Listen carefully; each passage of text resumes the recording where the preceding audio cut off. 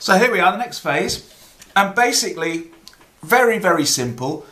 I'm going to take one of the leads, doesn't matter which one, so I'm going to take this lead here and I'm going to take it round underneath itself, underneath that one. So that's what I'm going to do first, take it round and underneath. Round and underneath like so, and then now that I've done that, let me just tidy that up slightly, you can see now it's coming out alongside this lead here. So the next thing I'm going to do is just follow that lead and pass it through the hole where that one comes out. So here we go, pass it through like so. And don't forget, if you're struggling with this one, there is another link at the end of this video so that you can actually see it on a chunkier piece of rope. So there we go. So that's gone round itself like so, underneath, following this one down and through the hole. So I'm going to go around to the next one and do exactly the same again. So I'm going to take it round, underneath itself, like so, and then it's coming out here, but I'm going to follow this one down through that loop. So I'm going to make a gap and poke it through. Slightly difficult when your singed ends catch on the paracord, but don't worry about it. And you can treat it a little bit roughly. It will now hold its shape as you're doing this. You sometimes think it doesn't, but it certainly does. And so we've done that one there, because you can see here now there's two circles here and there's only one circle here. And so I'm going to take the next one, go round underneath itself there, and then follow that one down on that side. So just make sure it doesn't twist there. And there we go. And now it's following that one, so I'll make a gap for it to go through that hole there. And then another one has been locked in place. So we move round to the next one. Same again. Oh, John, you're a boring person. Right, round the thing, round that one there, underneath, so it's going round, underneath, and then following the one next to it down the hole. So here we go, another hole to climb down, and it's my life, that, climbing down holes, or getting myself in holes anyway. So that's that one, and let's see, where are we now? That's doubled, so there's two on there, there's certainly two on there, slightly loose, but don't worry about that. Two on there, there's only one on here. So what I'm going to do is go round, underneath itself like so, and then down through that gap there. So it's just exactly the same, just same thing, round and round and round. And then finally, is this my final one? Yep, looks like it's my final one. So the final one, slightly different, it's going underneath two, because it's now, we're almost finished. So we're going underneath two there, pull it up, follow that one round, and tuck it through the loop like so. And there we have it. Ooh, look, star knot starting to appear. Looks quite good now already, doesn't it? Okay, so now I think probably the best thing now to do is, this is where always my problems come in with the star knot, is that when you're tightening it up, is you're starting at certain points and working it round, and it's just knowing where the actual knot goes next, because all of a sudden, as you tighten it up, it starts to disappear slightly underneath itself. But the easiest way just to start with is just pull the ends like so to pull out as much slack as possible, and just gently support it and pull it like so. And then once you've done that, you can see the shape starting to form here now. And the next thing you want to do is start at the bottom loop here. So start at the bottom one and then just pull that up, gently pull that up tight, and then, whoops, see, even I'm now lost as to where I'm going. I can't even remember. Just gently pull up on the loops like so. So just gently pull up and pull it up tight.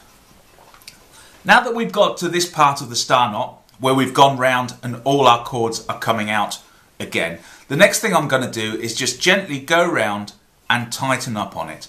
So just gently pull all the ends, because that will secure it a bit more. And you can see there, that lovely star knot shape is starting to appear there.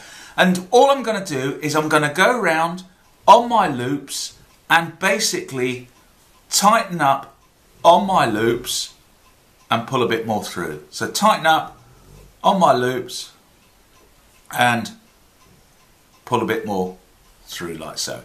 And just go around, keep going around doing that until you end up with a fairly tight, not too tight because we still got some work to do on this, but just gently go round and pull it up like so. Keep going round,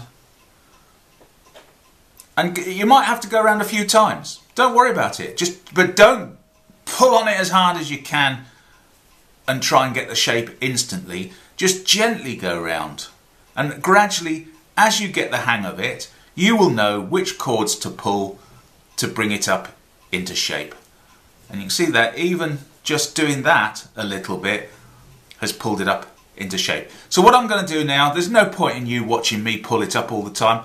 I'm going to go now and I'm just going to go and get all the slack out of this and pull it up, but not too tight, don't forget, because what I want to do is I've still got some more work to do on it. That's what I want to do, some more work.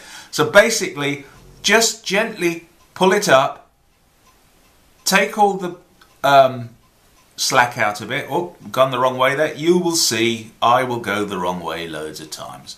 And just gently take out all the slack, etc., that you can see in your cordage. And just work your way through like so. Just work it round until we get it to come out. And eventually that is going to shrink in size, but it will still have a lovely shape. It's starting to lose its shape slightly here because I've just only pulled that up tight on one area. But just work your way all the way around and get it so that your knot then comes up nice and tight. And I'll come back to you again shortly on that. Right, so there you are. I've gone round, I've tightened up a bit more. This is now getting tighter. It's not as tight as I'd like it to be, but it's getting tighter. And all I've done is gone round, picked up on the loops, like for example here, just pick that up, tease it through a bit more, make it a little bit tighter, just follow the cordage round and then just pull up that bit of slack there. In fact, I've just slightly over tightened that, but it doesn't matter.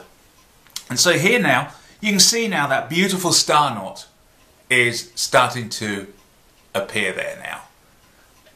You know, it's just a beautiful, beautiful knot. It looks very, very complicated, but it's not. Yes it is. It's complicated. It's just I've done a few of these now, and it's not complicated. It's like anything you do. If you do it a few times, it's not so complicated. Right, so now we've got a star knot, and all the leads are now coming out through the bottom like so. And all I'm going to do now is, you can see here where these leads, let's see, these leads here are coming out here, but next to it is another lead. And all I'm going to do is basically follow that lead there and then come up through the middle of my star knot. And so at this point here, you probably want to thread a lacing needle onto your cord, or get yourself grip fid like I've got, or some of those scissors, hemostat scissors, I think that's what they're called. And all I'm going to do now is basically, with this here, I'm going to poke it up through the middle here so that I come out next to that knot there. So just push it up through the middle, and I can't even find the middle on this. There it goes. So, oh, gone one too far. Push it up. So there we go. I've pushed it up through the middle, and I've come out next to this one here. So this is the one that I want to poke in there and pull it through. And you can see there now, it's nicely doubled up. And so I'm going to do exactly the same all the way round. So poke this through the middle till it comes out there. Pick up the next one. Put it in my grip fid. And bring it through there. Exactly the same again. Through the middle. There's always a bit of cordage stopping you doing things, you know. Just not coming up. Come on. Sometimes you really have to force it. Oh, there it goes. So it's coming through there. So I'm up through there. I'm going to follow that lead round. So tuck this one in. And then bring it down. Oh, and that's not going right, is it? I'm not happy with that one. It's just dropped down too early. So what I'm going to do is just pull that out again because I want it to follow that lead.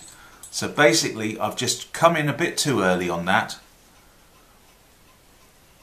There it is. So pull that through.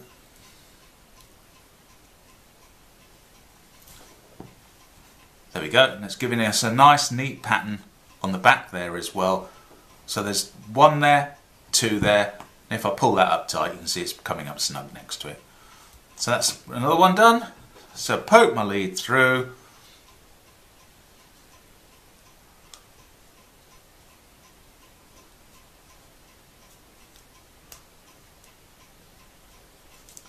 Like so. Take the lead down. I should tell you a story whilst I'm doing this. It's a bit like I'm probably poking my tongue out or something as I'm doing this because I can't concentrate. And then two more to go. So push it through, take the lead down and bring it up through the middle. And hooray! Final lead. Let me find the end. No, just not finding it. There we go. And poke it into my grip fid. And bring it through. And there we have it. Now, I can now pull on that as much as I want, but you can see here now that our star knot is nicely shaped around our work. And if I just gently push that to keep the shape, and you can see there now, we've almost completed our decorative key fob as such. And so what I'm going to do now is I'm just going to go around again. Yeah, again, is tighten up on these, and then I'll come back to you and just show you what I would finally do with this particular knot. And don't forget, if you had problems with the star knot, at the very end of this video, there is another link to another video which will show you how to do the star knot on a chunkier scale. But I think, let's see, get that in. That's not too bad so far. And it's a decorative, nice decorative looking keyring as such. A deluxe keyring as it says in the book. And for those of you who are fans of the book, yes, you will see some slight differences to what the book says do and I've done. Only because I've just put my little variation on it. So the purist among you, yeah, shout and scream and send me comments as to where I've gone wrong from the book. But I'm just giving you an idea of how to make a nice deluxe keyring. So I'll tighten that up and then I'll come back to you again in a second.